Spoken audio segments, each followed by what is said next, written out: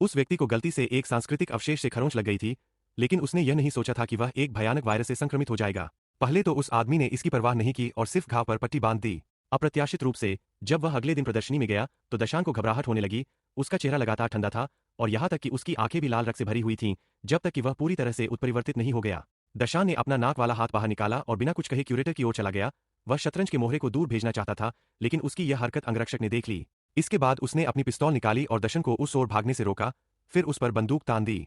हालांकि दशानन बिल्कुल भी डरा नहीं था। इसके बजाय जब कोई हुआ ध्यान नहीं दे रहा था तो उसने अपनी बंदूक दूर फेंक दी। सौभाग्यवश जिस व्यक्ति की वह रक्षा कर रहा था वह सुरक्षित और स्वस्थ था। उसने सोचा कि उसने बढ़त हासिल कर ली है, लेकिन कुइहुआ ने उसे 2 चालों में ही खींच लिया। इसे सीधे तौर पर वश में कर लिया गया।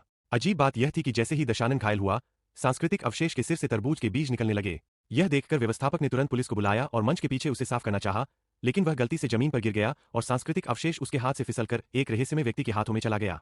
व्यवस्थापक को जब यह एहसास हुआ कि कुछ गड़बड़ है, तो उसने तुरंत बंदूक दिखाकर धमकी दी, लेकिन रहस्यमय व्यक्ति डरा नहीं और उसने बिना किसी हिचकिचाहट के खजाने को सांस्कृतिक अवशेष में डाल दिया।